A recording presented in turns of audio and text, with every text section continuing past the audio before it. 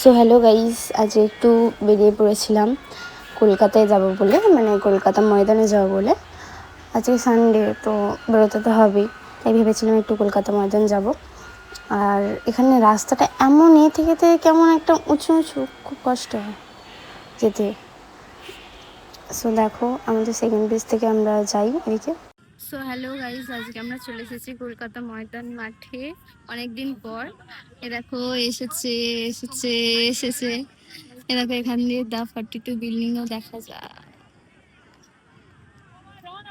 কোথায় গেল? এই যে দেখো, এখানে হচ্ছে ভিক্টোরিয়া। সো কেমন লাগছে আমার আউটফিটটা আমি কমেন্টে জানিও। ঠিক আছে, দেখতে থাকো আমরা কি কি করছি এখানে। গাইস দেখো, ভিডিওর জন্য এখানে লাইট জ্বালিয়ে দিয়েছে, গাড়ির লাইট জ্বালিয়ে দিয়েছে, কারণ আকাশ মানে সূর্য ডুবে গেছে তো পুরো অন্ধকার হয়ে গেছে, ওই জন্য গাড়ির লাইট জ্বালিয়ে দিয়েছে। সো দেখো, আমাদের ভিডিও শ্যুট হচ্ছে এখানে। সন্ধ্যা হয়ে গেছিলো, ওই জন্য ওরা কী করেছিল, গাড়ির লাইট জ্বালিয়ে দিয়েছিল।